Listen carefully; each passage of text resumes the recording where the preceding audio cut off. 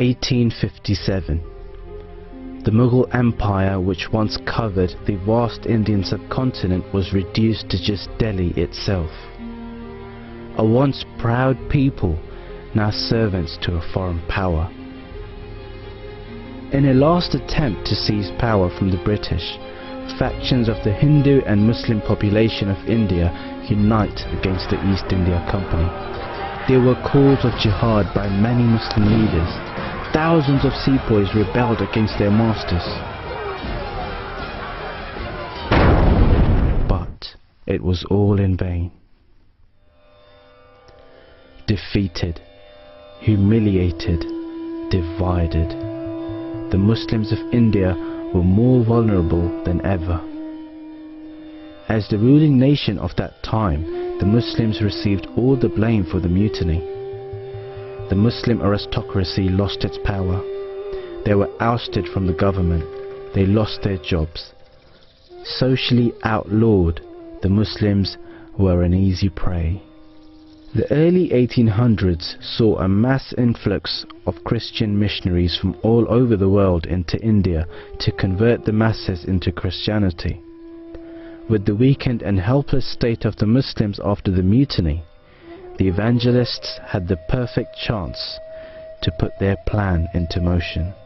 عیسائیوں کا خیال تھا، عیسائی پادریوں کا یہ خیال تھا کہ اسلام جو ہے وہ تلوار کے زور پر پھیلا ہے اور مذہب اور ریاست کے جبر سے قائم رکھا گیا ہے. جب پہلی بار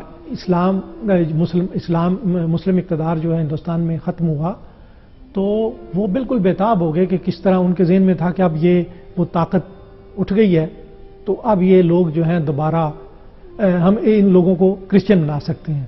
تو 1813 میں انہیں اجازت ملی تو انہوں نے اپنے مشنری جو سینٹر تھے وہ جگہ جگہ قائم کرنے شروع کر دیے اور 6 کروڑ کتابیں، حضرت مسیح موعود کی کتاب البلاغ میں لکھا ہے کسی بشپ کے حوالے سے کہ 6 کروڑ کتابیں لکھی گئیں، آدھی اسلام کے خلاف تھیں اس میں، اور انہوں نے حضرت صلی اللہ علیہ وسلم کی ذات اقدس پر بیجا اور غلط الزامات اور اس طرح زبان ایسی انڈیسنٹ یوز کی، اس طرح کے الزامات لگائے. اور ایون کرسچن جو تھے پادری وہ یہ کوشش کرتے تھے کہ مسلمانوں میں جو ہے اگنوسٹسزم اور ایتھیزم جو ہے وہ پھیل جائے.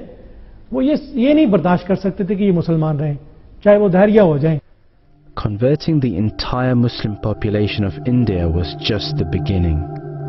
Their plans were a lot more disturbing. In one of their statements, it is also on record that they said that our purpose is to convert the whole of India into a Christian India. And after that they said that next to that we are aiming to move towards Arabia.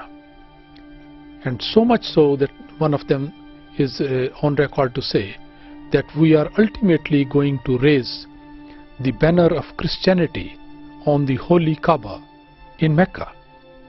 So that was their intention. What made the situation worse for the Muslims was that the Christian missionaries were using elements of Islamic belief against the Muslims.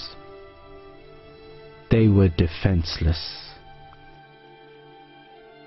جب وہ مسلمانوں میں یہ عقیدہ تو قائم تھا حضرت عیسیٰ آسمان پہ زندہ ہیں اور ہندو گو کے کسی اور کو نہیں مانتے تھے، مسلمان مانتے تھے، ان کو پیغمبر بھی مانتے تھے. مسلمان جو تھے وہ سچویشن یہ تھی کہ انہوں نے حضرت عیسیٰ علیہ الصلوۃ والسلام کے ساتھ ایسی خصوصیات جو ہیں وہ ان کے ساتھ مخصوص کر دی تھیں، ان کو منسوب کر دی تھیں کہ وہ جس سے ایک طرح سے خدائی کا رنگ میں ان میں نظر آ گیا تھا.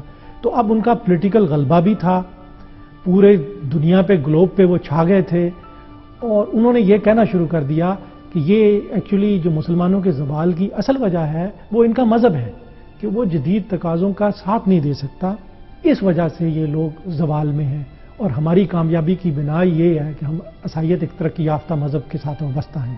انہوں نے جو حربہ استعمال کرنا شروع کیا، انہوں نے یہ حربہ استعمال کیا کہ دیکھو اگر تم سچے ہوتے تو حکومت تمہاری ہوتی، ہمارا حال دیکھو، ہماری حکومت پہ دنیا میں سورج نہیں ڈوبتا، ہماری حکومت پر روس کا زار جو ہے وہ عیسائی ہے، جرمنی عیسائی ہے، ساری دنیا جو عیسائی ہے، امریکہ جو ہے وہ عیسائی ہے، ترقی صنعت و حرفت میں جہاں ہو رہی ہے وہ ہم کر رہے ہیں، تم سچے ہوتے تم یہ کر رہے ہوتے. Of all Muslims, it was the youth and the students who were facing the biggest dilemma. Not only was their faith in question, but their whole system of education was made redundant. The youth were losing all hope in the religion of their forefathers. ہمارا جو نظام تعلیم تھا وہ Greek تھا، اس کی بنیاد جو تھی وہ گریک تصورات پہ تھی، اور جب گریک تصورات جو ہیں وہ چیلنج ہو رہے تھے نئی ڈسکوریز کے نتیجے میں، تو ہمارے عقائد پر بھی جب ہمارے نظام تعلیم اور ہمارے کائنات کے متعلق تصورات پہ زد پڑی، وہ غلط قرار پائے، تو اس نوجوان نے یہ سمجھنا شروع کیا تھا اس کا مطلب ہے ہمارا مذہب بھی، اس کی بھی بنیاد جو ہے وہ کوئی مضبوط بنیاد نہیں ہے. یہ چیزیں تھیں، یہ چیلنجز تھے جس کی وجہ سے ایک بہت بڑی جو تھی ایک مسلمانوں پہ ایک طرح سے مصیبت پڑی تھی.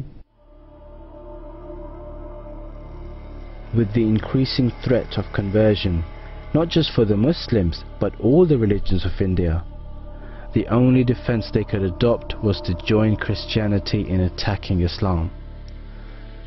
But what they didn't know was that Christianity wasn't their biggest threat.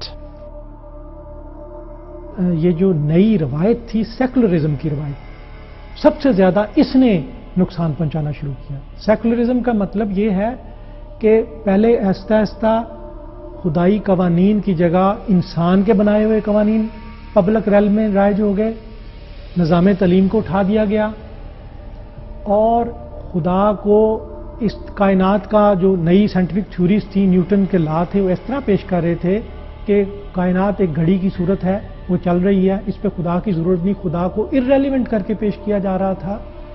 تو یہ چیزیں بڑا رول پلے کر رہی تھیں.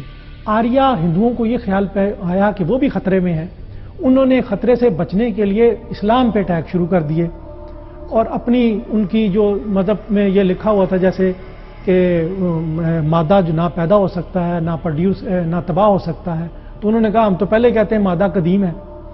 تو اس طرح کی لے لو کے تھیوریاں انہوں نے اس پہ اٹیک کرنا شروع کر دیا. Where Muslims were defenseless against every Christian argument, the combined efforts of various religions against Islam dealt a severe blow. کئی طرف سے اٹیک تھا، اور یعنی کئی ڈائمینشن سے، اور پولیٹیکل اختیار چلا گیا، اور دوسرا یہ ہے کہ جابز ختم ہو گئیں، پریولیجز ختم ہو گئیں، مذہب انڈر اٹیک آ گیا ہے، اور نہ صرف عیسائیوں کی طرف سے، آریوں کی طرف سے، برہموں کی طرف سے، دہریوں کی طرف سے، ہر طرف سے یلغار تھی. With their faith in question, their education outdated, and facing attacks from all quarters, the Muslims were defenseless and began to convert to Christianity in their thousands. In the early 1800s, the total population of Christians was around 91,000. By the end of 1880, this had increased to over 450,000. Those Muslims who had not converted became divided.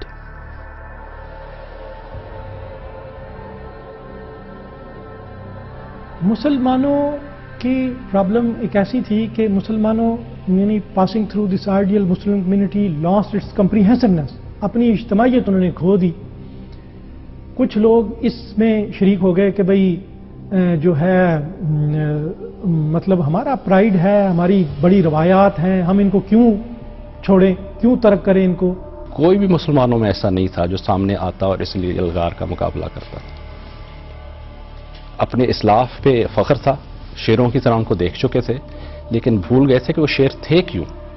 وہ شیر اس لیے تھے کہ ان کا خدا تعالیٰ سے ایک پیوند تھا، خدا تعالیٰ سے تعلق تھا، قرآن کو وہ سر پہ اٹھا کے پھرتے تھے، اور جب یہ سب کچھ ہو تو پھر وہ شیر بھی بن جاتے تھے. اب تو ان کی حالت یہ ہو گئی تھی کہ گائے و بیل بن چکے تھے، کہ جس کے پاس نت ہے ان کی ناک میں ڈال کے جس طرف مرضی لے جائے، کولوں کی بیل کی طرح ان کو جہاں مرضی کر دے، چاہے تو ذبح کر دے.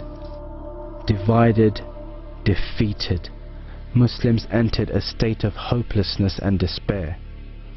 The age was crying for a savior. but none would come to Islam's aid.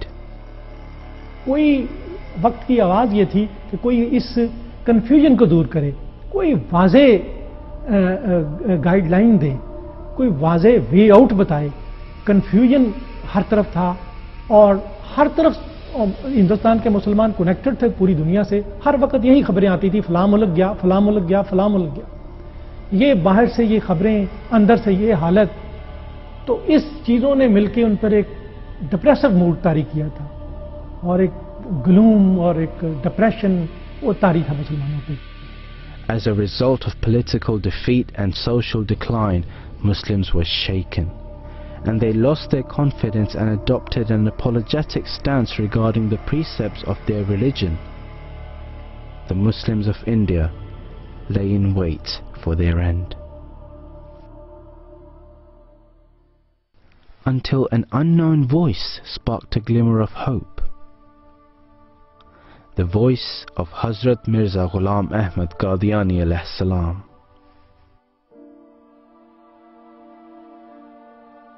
حضرت صاحب کو یہ اندازہ ہو گیا کہ اس نئے دور میں اگر ہم عقلی دلائل کے ساتھ اپنے مذہب کا دفاع نہیں کرتے تو پھر ہمیں اپنے دین کی خیر منانی چاہیے. انہوں نے یہ لکھا کہ وہ کتاب جو خلاف عقل ہے اور دعویٰ کرتی ہے کہ میری جو بنیاد ہے وہ وحی پر ہے، جس کا سورس ریولیوشن ہے، وحی ہے، لیکن وہ خلاف عقل تعلیمات پیش کرتی ہے تو وہ قابل قبول نہیں ہے. یہ انہوں نے اصول پیش کیا اور انہوں نے کہا کہ میں ثابت کروں گا کہ اسلام کی جو تعلیمات ہیں، قرآن کی جو تعلیمات ہیں، بے نظیر ہیں اور عقل کے مطابق ہیں، فطرت انسانی کے مطابق ہیں، اور یہ قرآن جو دعویٰ کرتا ہے دلیل بھی خود دیتا ہے اور کوئی اس کے مقابلے پہ دنیا کا ریلیجن آ جائے اس کا مقابلہ نہیں کر سکتا. تو انہوں نے عقلی بنیاد پہ جو اس زمانے کی ڈیمانڈ تھی، سائنٹیفک ایرا تھا، ہر بات کے لیے لوگ کہتے تھے کہ پروف دو، ڈیمانسٹریٹو پروف دو. اور یہ بات کیونکہ سائنس جو ہے وہ حواس کی دنیا پہ یقین رکھتی ہے، تجربے پہ یقین رکھتی ہے، تجربے سے ماورا جو چیزیں وہ نہیں مانتی. آئی تھنک آئی ایم، میں سوچتا ہوں میں ہوں، میں یہ بات تجربہ کرتا ہوں، تو کہتے تھے سچائی ہے تو ثبوت دو. تو انہوں نے تسلیم کر لیا ٹھیک ہے. اس بنیاد پہ کوئی اور ان کے ساتھ آرگومنٹ کرنے کا قابل نہیں تھا. علماء اس بنیاد پہ آرگومنٹ نہیں کر سکتے.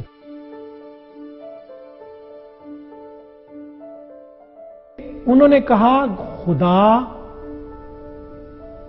بولتا ہے، زندہ ہے، جیسے وہ پہلے بولتا تھا، جیسے وہ پہلے زندہ تھا.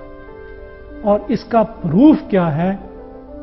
میں اس کا پروف دوں گا. جس کو چاہیے وہ میرے ساتھ آئے، میں اس کا خرچہ اٹھاؤں گا اور میرے پاس آ کے رہے. اگر نشان اسے نہ نظر آئے میں اس کی ہرجانہ دوں گا، پینلٹی دوں گا. کوئی نہ کوئی نشان جو ہے میں اسے نظر آئے گا، میرے ساتھ آ کے رہے ایک سچائی کے طالب کی حیثیت سے. تو یہ ثبوت انہوں نے دے دیا، عقلی دلائل دے دیے، اپنا اسپرچل ایکسپیرینس بطور تجربہ پیش کیا. اور اس وجہ سے ان کی یہ بات جو تھی وہ it was a whiff of fresh air in stifling environment of materialism. اور اس نے کمر توڑ دی. اور برہمو سماج ان کے چیلنج کے بعد، ان کی تحریروں کے بعد ہمیشہ جو کہ مقبول تحریک تھی اس زمانے کی، وہ ہمیشہ کے لیے گم ہو گئی ماضی کے اندھیروں میں.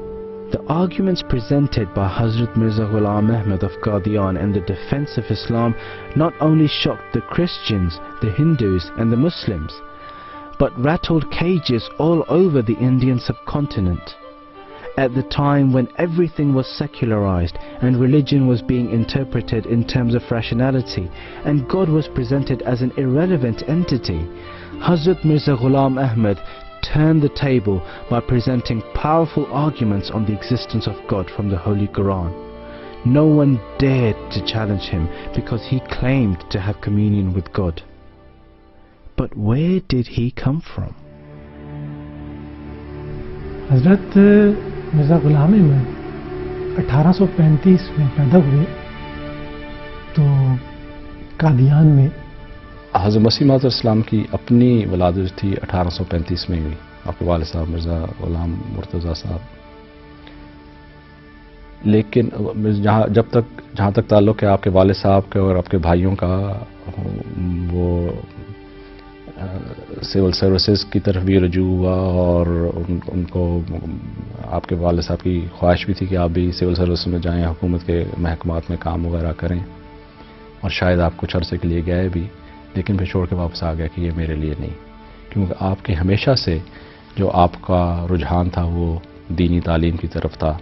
شروع میں یہ حضرت صاحب کی عادتیں ایسی تھیں کہ بعض لوگ دیکھ کے کہتے تھے کہ یہ جو بچہ ہے یہ کوئی ولی اللہ ہے، اور اسٹڈی میں زیادہ تر ابزارو رہتے تھے، کتابیں پڑھتے. والد صاحب بعض اوقات کہتے تھے کہ صحت کا خیال رکھا کریں.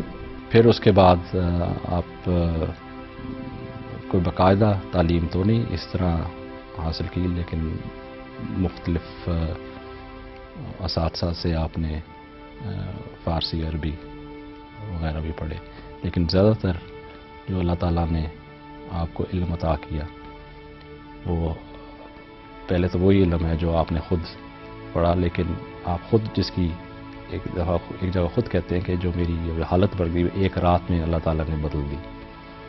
اور ہمیشہ اسی بات پہ ساری کتب میں ہر چیز میں آپ نے اسی بات کو انڈرلائن کیا کہ جو اصلی تعلیم اور جو اصلی سورس آف نالج ہے وہ اصل میں الہام ہے جو خدا تعالیٰ خود عطا کرتا ہے. اس طرح یہ کہا جا سکتا ہے کہ ایک شخص جو گاؤں میں بیٹھا ہے وہ اس کا علم لدنی ہے، اور رسپانس جو دیا ہے انہوں نے اس گاؤں میں بیٹھ کے کہ دنیا کا جو بہت بڑا مورخ ہے آرنلڈ ٹائنبی، اس نے اس موومنٹ کو یہ دیکھا ہے کہ یہ مستقبل میں جو روحانی ویکیوم ہے، اسپرچل ویکیوم ہے، اس کو کور کر سکتی ہے یہ موومنٹ. اتنا بڑا رسپانس ہے ان کا. Agnosticism, skepticism and atheism were the rule of the day. The Muslim youth were being educated under the influence of Western civilization and culture. Hazrat Mirza Ghulam Ahmad realized that these new changes had set a stage for future intellectual discourse in a way that mere citation from Islamic sources would be useless unless it was supported by strong, rational arguments. He suggested from the Holy Quran that the teachings of the revealed book must not conflict with any law of physical nature. And so in 1880, he published his epoch-making book titled Barahin-e Ahmadiyya. براہین Ahmadiyya کے بارے میں یہ ہے کہ اس نے دشمن اور دوست دونوں کو حیران کر دیا. یہ ایک طرح سے اس طرح کہ مذہبی دنیا میں جتنے بھی مذاہب تھے ان کے تمام، کیونکہ ان کو خطرہ تھا سیکولرزم سے، ان کو خطرہ تھا دہریت سے، سب نے یہ اس کا استقبال کیا کہ یہ جو شریف و نفس لوگ تھے کہ مذہب کے حق میں، ایکچولی اسلام مذہب ہی ہے نا، مذہب کے حق میں یہ آئی ہے اور اس کا کوئی آرگومنٹ نہیں اس کے ساتھ کر رہا، تو سب نے اس لحاظ سے اس کا براہین احمدیہ کا استقبال کیا ہے. اور اس کے علاوہ تو کہتے ہیں کہ ہی ٹک دم بائی سرپرائز، کہ اپنے ان کے دشمنوں کو ان کو سمجھ نہیں آئی. They became dim فاؤنڈڈ، پرپلیکسڈ، naan pulsed, کہ کس طرح اس کا جواب دیا جائے اس چیز کا. اور کس طرح اس کے بعد یعنی یہ حضرت صاحب نے ایسی حجت ثابت کی اس دور میں. ایک دو بندوں نے کہا کہ ہم کرنا چاہتے ہیں اور حضرت صاحب بطور مبلغ اسلام اسٹیبلش ہو گئے. Dumbstruck by the forceful arguments set out in this book, not a single attempt was made by the enemies of Islam to refute it. In fact, they found that it would be impossible to do so. ان کو یہ پورا یقین تھا کہ جس طرح اسلام پہلے دور میں غالب ہوا تھا اس وقت اسے تلوار سے روکنے کی کوشش کی گئی تھی، اب اسے عقل سے روکنے کی کوشش کی گئی ہے. پہلے خدا نے اسے کامیابی دی تھی، تلوار کے مقابلے میں تلوار عطا کی تھی. اب خدا نے اب اسے عقل کے مقابلے سے روکنے کی کوشش کی جا رہی ہے، تو وہ تلوار ذوالفقار حیدری جو ہے وہ اب قلم کا روپ دھار گئی ہے. اب قلم کے ذریعے شکست ہوگی ان کو، اور انہوں نے اپنے دور میں یہ بات ثابت کر دی. لاغلے بننا آنا اور حسن دین خدا یہی ہے. یاد رکھنا چاہیے کہ حضرت مسیح موعود علیہ السلام نے جو 300 دلائل اس میں پیش کیے ہیں وہ ایسے دلیل نہیں کہ میں سمجھتا ہوں کہ یہ بات یوں ہونی چاہیے یوں ہونی چاہیے. پہلی دفعہ تو نہیں کہنا چاہیے، لیکن بڑی دیر بعد اسلام میں یہ ہوا کہ کسی نے قرآن شریف سے نکال کر اور احادیث سے نکال کر دلائل پیش کیے جن کی سند جو تھی وہ قرآن تھا اور جن کی سند جو تھی وہ حدیث تھی. اور اب مسلمانوں کے لیے تو یہ کبھی ایمان کا موجب ہوا کہ پہلے کسی نے اس طرح کی بات نہیں کی تھی، جو پہلے مدافعت پہ تھے اور ڈیفینسو تھے اور یہ سوچتے کہ ہم کدھر چھپتے پھریں ان لوگوں سے، وہ اب فخر کرنے لگے اس بات پہ کہ ہم مسلمان ہیں اور یہ ہماری کتاب ہے قرآن اور یہ ہمارا رسول نبی صلی اللہ علیہ وسلم ہے. لیکن پھر پہلی بات تو اس براہین نے یہ کی. دوسری بات یہ کہ جو عیسائی ہیں یا برہمو سماج کے لوگ ہیں یہ تو نہیں مانتے، لیکن ان کے لیے بھی یہی حجت تھی کہ دیکھو یہ براہین جو میں دے رہا ہوں یہ ہم مانتے ان کتابوں ان سے میں دے رہا ہوں. اب جہاں تک تعلق ہے تم لوگوں کی دلیلوں کا، تم اپنی اپنی کتابوں سے دو، اور جب تم اپنی اپنی کتابوں سے دیتے ہو تو یہ بات کرتے ہو، اور پھر ان کی کتابوں کو آریوں کی شرطیوں کو اور بائبل کی مختلف ورسز وغیرہ کو کوٹ کر کے ان کی دلیلوں کو توڑا. تو اس کتاب میں جہاں پہ یہ نقطہ ہے کہ دلیلیں سپلائی کی گئیں جو اپنی مذہب کی ہیں اور اپنی کتب پہ مبنی ہے، وہاں پہ دوسروں کی مذاہب اور دوسروں کی کتابوں کی دلیلوں کو رد کیا گیا انہی کی کتابوں اور ان کی دلیلوں سے، اور فوقیت ظاہر کی گئی کہ ہمارا قرآن ہمارا نبی جو ہے وہ اتم ہے. Hazrat Mirza Ghulam Ahmad was hailed as a champion of Islam. Having written his book Barahin-e-Ahmadiyya, he not only established the supremacy of Islam over all other religions, but he also broke the back of anti-religious forces. One of the greatest Muslim leaders of the time, Maulvi Muhammad Hussain of Badala, who was the leader of the Ahl Hadith movement, wrote a most favorable review on this book immediately after its publication. He says, "In our opinion, from the point of view of the modern age, this book stands unique in the history of Islam. No book has ever been published like it in the past, and we cannot say anything about the future which is known only to God." براہین Ahmadiyya نے کیا یہ کہ اسلام کی یہ حالت تھی کہ قرآن جو ان کا مشعل راہ اور ان کا خدا ہونا چاہیے تھا اس کو غلافوں میں لپیٹ کر تاکچوں میں رکھ دیا تھا جس پہ دھول جم رہی تھی. اسی طرح جس طرح ایک ہیرا کیچڑ میں لپیٹ کے اور اس کے زمین کی تہوں میں دبا دیا جائے، نہ اس سے کوئی روشنی نکلے، نہ اس کو کوئی سرا سکے، نہ کوئی اس کو پا سکے. اور نبی اکرم صلی اللہ علیہ وسلم کا مقام جو خاتم النبیین کا، جو سرور کائنات کا، جو شاہ کونین کا تھا، وہ مقام جو تھا وہ اس قدر ڈیفینسو پہ آ گیا کہ ہر ایرا غیرہ اٹھ کے جو چاہتا کہہ دیتا اور مسلمان چپ کر کے اپنی اپنی بلوں میں گھس جاتے. حضرت مسیح موعود علیہ السلام نے جب برہان احمدیہ نکلی تو اس نے قرآن شریف سے وہ پردے اور وہ غلاف اتارے اور دھول جھاڑی اور قرآن کو پھر کھول کے مسلمانوں کو دکھایا اور ان کو پڑھایا. یہ واقعی ایسی کتاب تھی جس نے ایک انقلاب برپا کر دیا ہے. اس کے بعد میں سمجھتا ہوں انکانشیسلی اس کتاب کا جو اثر ہے انڈائریکٹلی وہ تمام انٹیلیجنشیا پہ پڑا ہے. اس کتاب کے آنے کے بعد جو مسلم لیڈر سامنے آئے ہیں ان پر اس کتاب کا اثر ہے اور متاثر ہوئے ہیں. اس سے کتاب سے پہلے کے جو لیڈر ہیں اور اس کتاب کے بعد کے جو لیڈر ہیں آپ کو ان میں فرق نظر آئے گا. اور اس کتاب نے واقعی ممکن ہے اگر خدا نخواستہ یہ نہ ہوتا تو عیسائیت کتنا یلغار کرتی اور عیسائیت کتنا وہ جو ہے وہ کنورٹ کرتی اور اس کی کتنی جو ہے وہ فتوحات ہوتی ہیں ہندوستان میں. اور میں سمجھتا ہوں اس نے وہ جو ہے دیوار اس کے آگے بنا دی ہے اور اس کو جو ہے وہ ڈیفنس پہ الٹا مجبور کر دیا اس کتاب نے.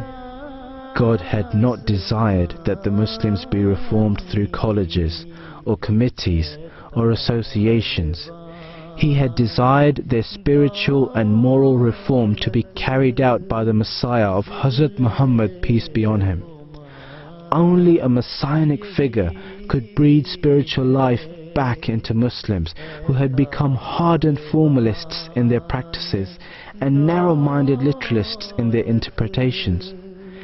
In one of Islam's darkest hours, Hazrat Mirza Ghulam Ahmad, the promised Messiah, emerged as a beacon of truth and a defender of faith. اسلام سے نہ بھاگو راہ خدا یہی ہے اے سونے والو جاگو شمس ضحیٰ یہی ہے.